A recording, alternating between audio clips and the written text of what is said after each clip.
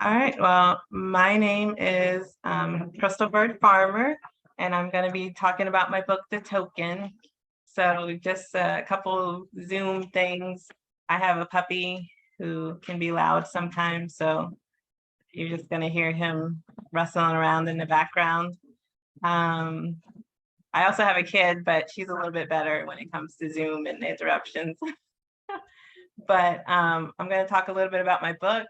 If y'all have questions, you can just interrupt me or you can ask them in the chat.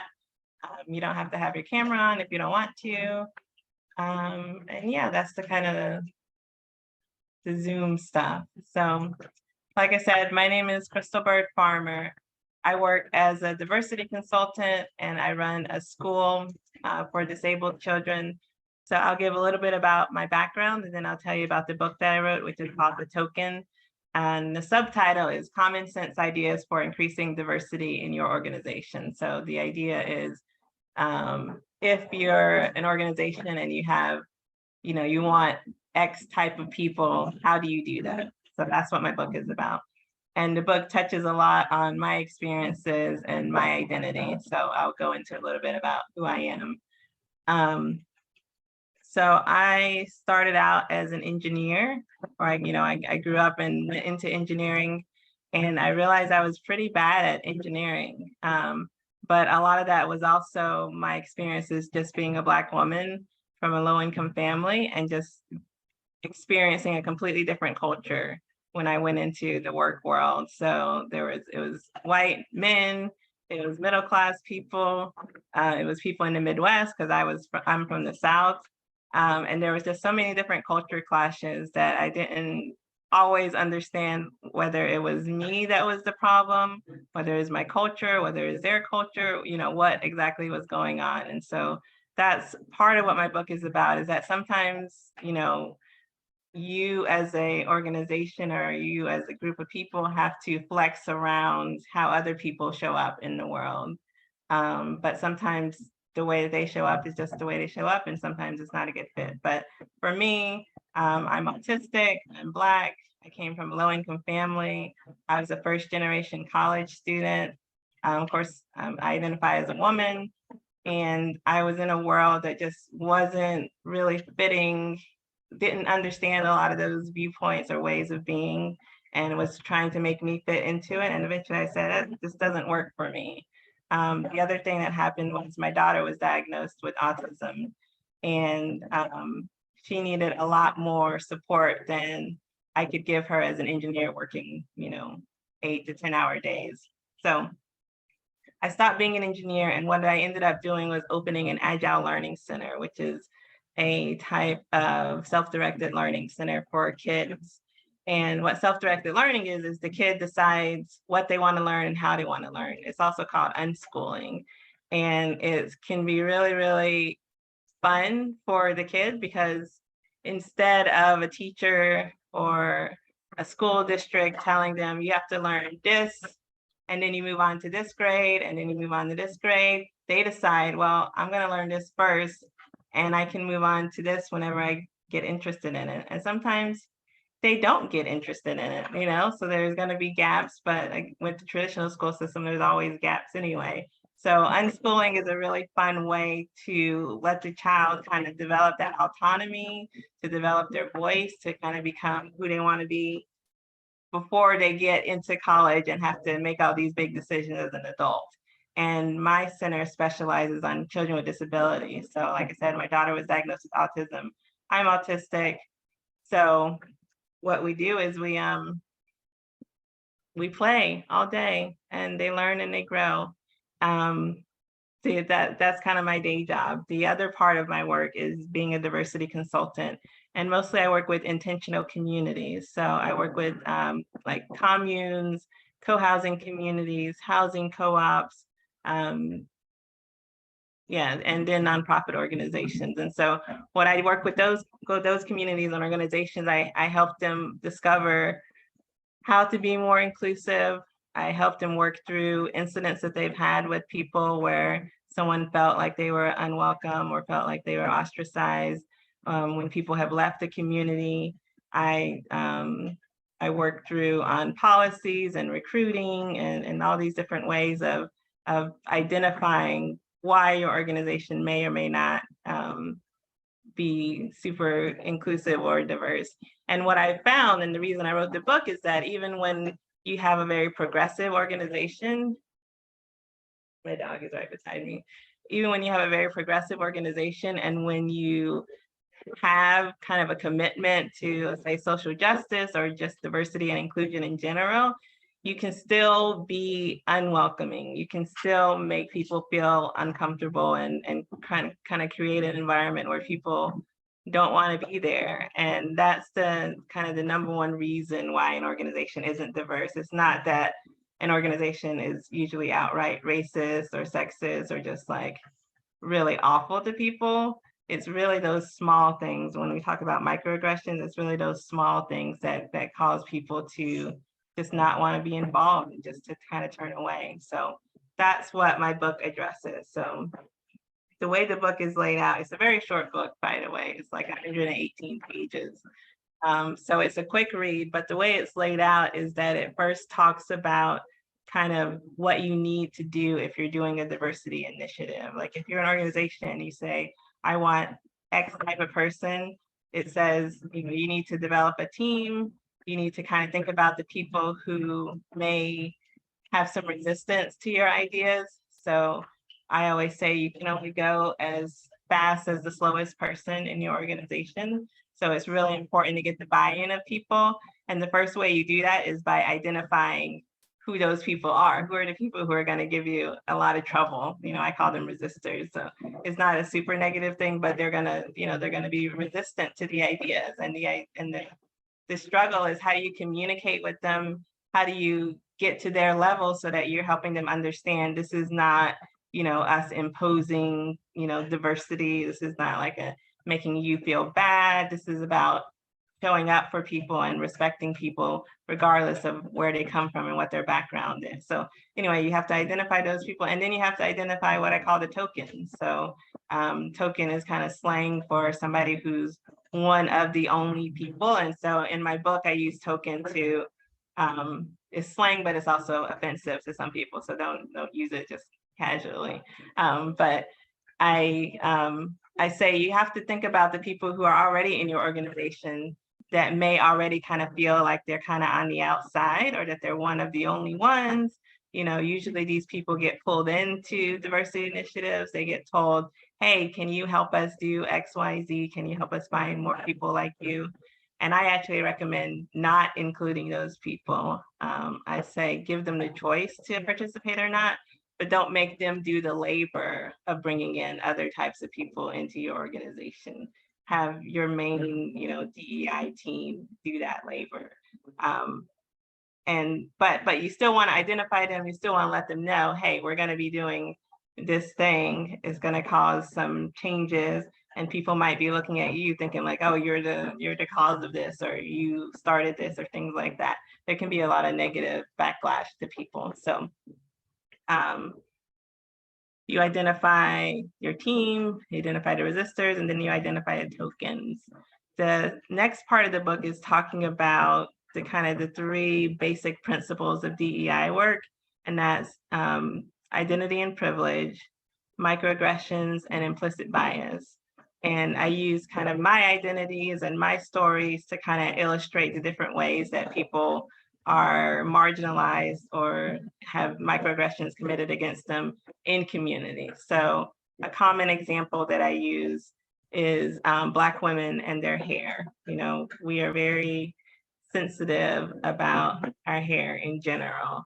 And a very common microaggression is for people to ask to touch our hair. You know, for instance, I'm wearing a wig. It's very common for people to be curious about Black women's hair because it can, you know, wigs are very versatile. Sometimes you don't know if somebody's wearing a wig or not. We have a lot of historical kind of baggage, I would say, as far as like whether we can wear our hair natural, whether we can wear it braided, you know, how people respond to us, whether we look professional or not, you know, in certain settings when we have our hair in a different way. So there's all all this stuff kind of like in our hair, around our hair. And then when somebody comes up and just like casually says, oh, I love your hair, or can I touch your hair? Like for a Black woman, it can bring up a lot of things that that person didn't intend at all. You know, it's causing a little bit of harm. It's a microaggression. It's called a microaggression for a reason. And it's bringing up these things that somebody is like, that was a really negative interaction, and I'm not sure I want to have that interaction again. And so that might be why a person kind of avoids that group or doesn't come back to that group. So I talk about those identities and how microaggressions happen. And then I also talk about the reaction to call-ins or call-outs. So if someone did say something like that about my hair, I have a choice to address it or not address it. And if you've heard of like the Karens or people, you know, the kind of reactions that people have when they get called out, that's why we kind of avoid broaching the subject. So if somebody says something about my hair, most of the time I'm just not even going to say anything. I'm just going to ignore it. What you know, ideally would happen is that somebody else would say, hey, you know, you mentioned something about her hair. Did you know that, you know, that can be considered a microaggression? And then what usually happens when somebody is accused of committing a microaggression is they're like, no, I didn't mean anything by it. I'm not a bad person. You know, how could you say that are you saying I'm being racist? Are you saying that, you know, I was trying to point out something negative about her? There's this kind of emotional kind of, I call it the stages of response. It's kind of like the cycle of grief. There's these stages of response to like somebody accusing you of committing a microaggression. And it takes a lot of energy to kind of work through that with somebody. So if you've ever been on the end, so this is a women's conference. So if you've ever been on the end of like a negative comment from a man or a male identified person, you know, you have a choice whether to address it or not. And sometimes you're just like, I don't even want to deal with it. You know, that's what happens a lot of times to all kinds of marginalized people. And that's what we're trying to fix when we get into diversity work. We can't fix it by saying that everybody's always going to do the right thing, because, you know, sometimes we don't even know what can be offensive or what can be a microaggression. So what we try and do is say, let's have a culture of apologizing, of calling each other in, of, you know, doing call outs if appropriate, of holding each other accountable, you know, for helping each other learn about different marginalization. So that's how we change kind of the culture around us so that people feel more welcome when something happens. And then the third part of the book goes into specifically into kind of the steps of doing diversity work and talks about the ways that you can set up your meetings, you can think about location, you can think about the kind of agreements that you have when you're doing meetings. This was written in 2019, so this was before Zoom was a huge thing. So I don't have like a lot about how to do meetings in Zoom, but since then I've created a presentation that talks about how to be inclusive on Zoom. But yeah, that's the last part of the book, is just all these different tips for how to be inclusive. So that's the book. And I thought I would just leave the rest for kind of a dialogue. If people want to ask questions, if we want to go more into different sections of the book, I'm open.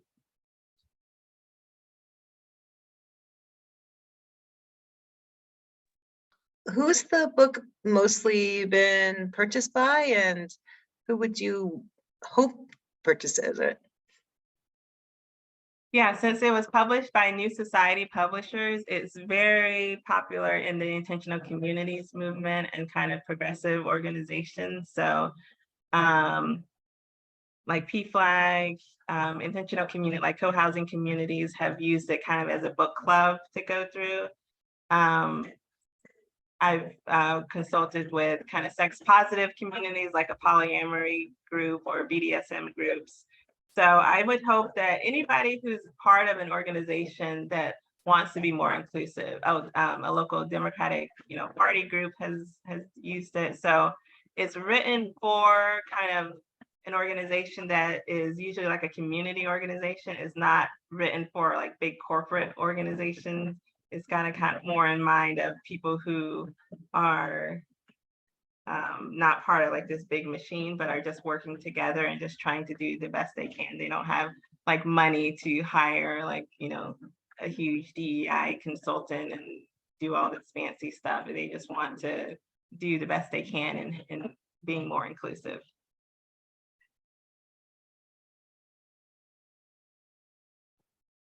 I have a question floating around in my brain, and I wonder if it's addressed in your book. I work in a few different environments, and one of the environments, I think the organization is doing good work to become more diverse, so we reflect the community that we serve, and that's great. And some of my colleagues who are people of color are starting to do deeper work and ask for deeper work to be done by others, where like one colleague recently said, I need breaks between these meetings that we fill our days with, breaks to decompress and take in what the first, between meetings, to take in what's been discussed and to be more relational and thoughtful and internal between meetings. But we're, our organization, and I think many others, is sort of operating by these white norms. I think white norms of like jamming everything in and going full throttle at some intense pace, also set by men, right? A very white male flow of work. And so here we are operating in this nonprofit space with certain expectations based on those norms.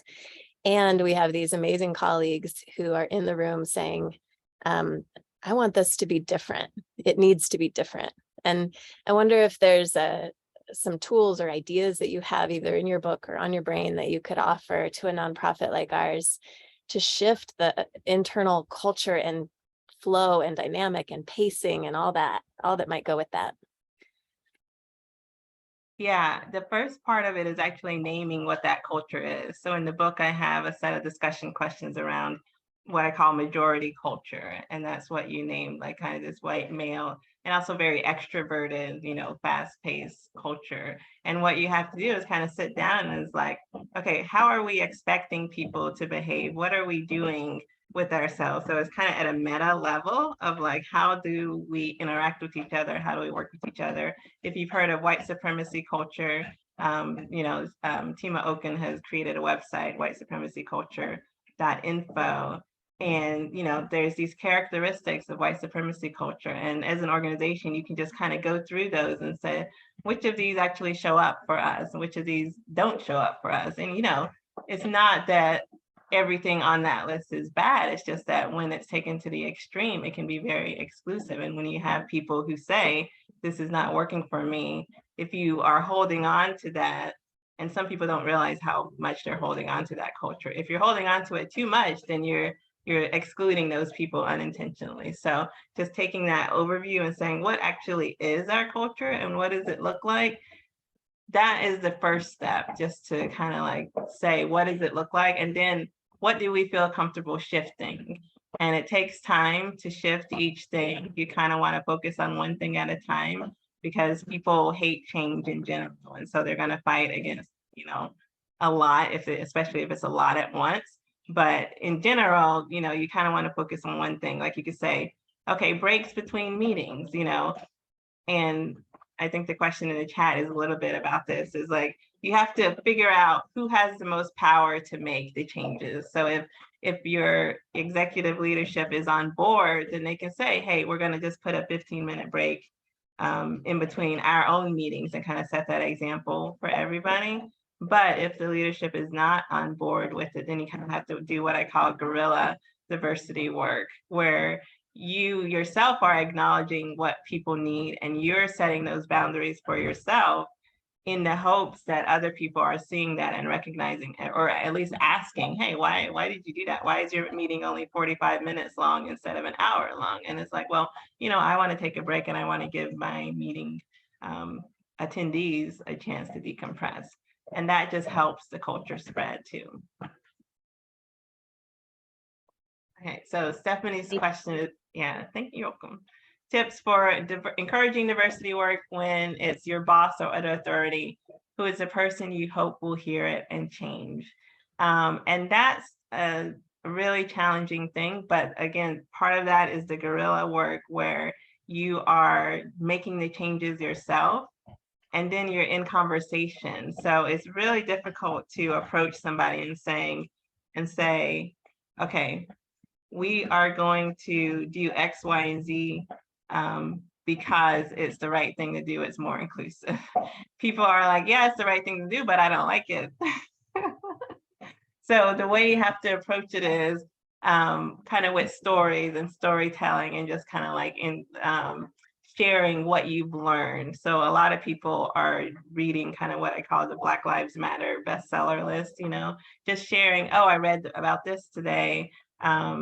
You know, when it comes to accessibility and meetings, you can say, you know, I was reading about neurodivergent people and I was reading about how their needs in meetings are a lot different. For instance, some neurodivergent people don't do eye contact or they have to multitask while they're doing a meeting. So they may not look like they're paying attention, but they are paying attention. And that's just a different way of being in the world.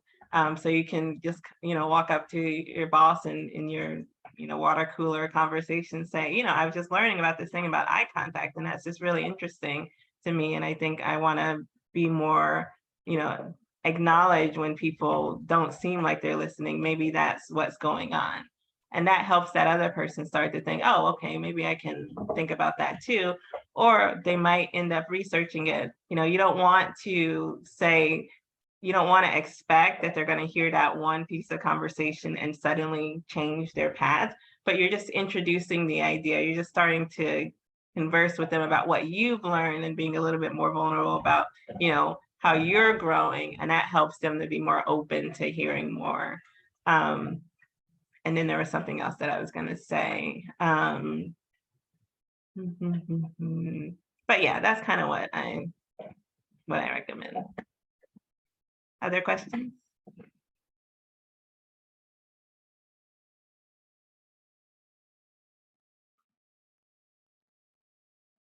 I wonder if you can say something about Zoom meetings, making Zoom meetings more. First, thank you for that. It also helps to be reaffirmed that, you know, I'm not doing something really horrible when I have to do two things at once. I appreciate you saying that.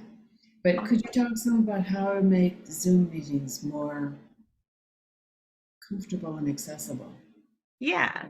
So one of the things that I do, like I said, you could, you know, at the beginning I said you could have your camera off, you know, allowing people to have their camera off and to not be like on all the time is one way of being accessible, because for some people, just the idea that there's a camera looking at them is very stressful, and it you know, it distracts them from the meeting. Some people can't look at themselves on the screen, so they have to hide, you know, their video. So you want to encourage people to be able to take care of themselves when they're in a meeting. If they need to stand up, if they need to walk away from the computer for a minute, just be open to that and suggest that, especially if it's a long meeting. You want to make sure you throw in some breaks in there. Zoom is very inaccessible for people who are hard of hearing and deaf, and then for people who have auditory processing issues. So one thing that you can do is turn on the closed captioning for Zoom meetings, and it's an automated transcription thing. So it would, like, if we turned on captions here, let's see if I can do it. No captions. Yeah, so if you turned on captions and you click the CC button, if you can find it, you'll see that it's kind of talking, is following what I'm saying, but there's a little bit of delay, and also sometimes it's wrong. So it's not going to be a perfect solution, this automated thing, and it costs money to get like a live captioner to do it. But for some people, this is actually a little bit of accessibility, and it helps you to actually follow along with the meeting. Some people, when there's a lot of talking going on, it takes them a minute to process. And then if like I'm talking and talking and talking and I never pause, then sometimes they just never catch up with what I'm saying. So taking a lot of breaks, maybe slowing down sometimes, and then turning on captions. What else? So slides are another thing where you want to think about accessibility. So if you have slides, you want to make sure that the text is readable. So you want it to be big enough, but you also want to read the text that comes up on the slides, because somebody with a screen reader, wouldn't necessarily be able to see or have their screen reader read what's on the slide because it's being presented from your side. You can also type things in the chat. Like if you ask a question and have, you want people to respond, you can ask the question verbally, but you can also type it in the chat. And sometimes that helps people to kind of think, to see the question and then come up with the response. Silence is another thing that I really enjoy using on Zoom. It makes people really, really uncomfortable to just kind of sit in silence, but that also gives people time to process and time to think of responses or think of questions. And so that's another thing that I recommend people do.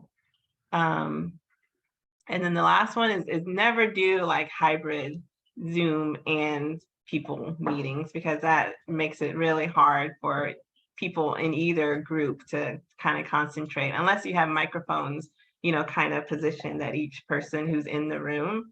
Most people on a Zoom call won't be able to hear what's going on in the room. And then if they're on the Zoom call and they're trying to type in the chat or get noticed, the person who's kind of facilitating both may not be able to keep track of everything that's going on. Yeah. Thanks, very helpful. Mm-hmm.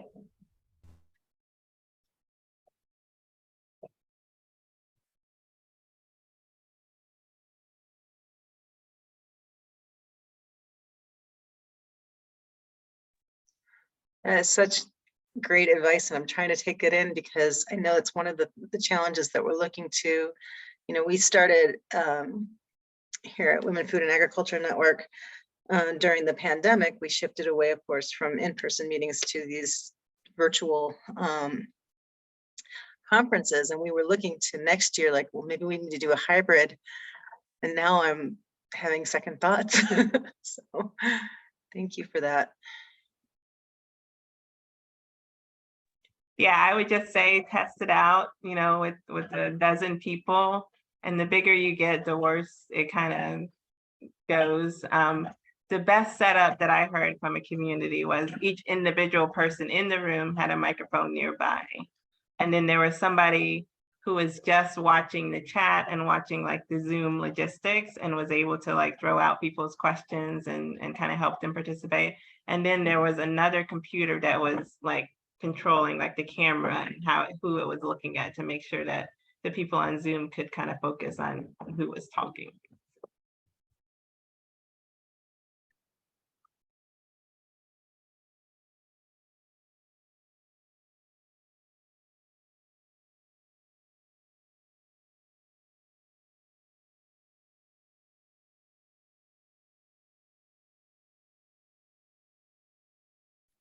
I know we're coming up to time. I just want to thank you so much. I really appreciate, I just appreciate your energy and the way that I think that this session is just feels very calm and not, that sort of zippy Zoom feeling that I think Zoom sometimes brings. So I appreciate that. And I'm sure everyone else does also. And I'm so interested in hearing about your unschooling journey. And I know that's a completely different topic and that we're at time, but I just want to thank you so much for being here and sharing the highlights from your book, which I think we all need to read. Thanks. No, I appreciate the invitation, and I really hope that we can stay connected and I can learn more about the network. Putting my website and my email address in there. Yeah, thank you for having me. Does anyone else have any final questions? Can you hear me, Amy? Yes, I can hear you. Okay. Crystal, I was wondering whose work keeps you inspired? I was partly just thinking back to kind of what you had mentioned at the beginning about big corporations with, big expensive DEI consultants. And I know there's a whole, continuum of those out there now, and it's kind of proliferated. It's like its own industrial complex now. But I'm just curious, whose work do you admire? Do you respect? Do you find inspiration from? Yeah, so there's a lot of authors that I've read that just kind of kept me going. And then there's this guy named Kazu Haga who is doing restorative justice work. And it's just another kind of interest of mine is kind of accountability and restorative justice. And he has been able to kind of tap into what people need as far as restorative justice, but also to help kind of like identify the pitfalls that sometimes happen. And he comes at it from a trauma-informed base, from kind of a diversity and inclusion idea. And I really appreciate just kind of like bringing all those perspectives into it instead of just saying, hey, look, this is a practice that seems to work well, so let's see if we can throw it into a school or into a prison system. That's kind of still part of the current thing. And then there's a book called I'm Still Here. Now I'm blanking on the author's name. Austin Channing Brown. And she kind of writes about her diversity journey, but it's from a Christian perspective. And that my background was in Christianity. And it was just kind of like, it's sad, but also inspiring that, Black women sometimes go through the exact same things and that we come to the same conclusions. But to know that Black women for generations have continued to fight and continued doing the work is just like really inspiring to me.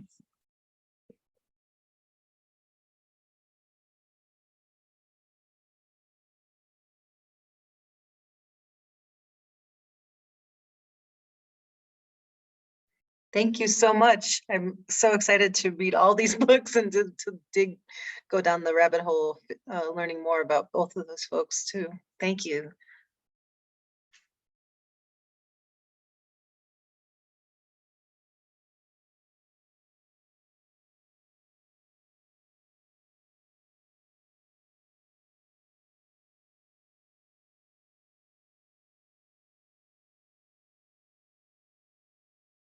Thanks, everybody. Thanks, Crystal. Thank you, everyone. And I just want to encourage folks, everyone can connect on the Whova web app that everyone's in. Everyone has a profile in there as an attendee. And so folks can link up and, continue this conversation also. Thanks so much, everyone. Thank you, Crystal.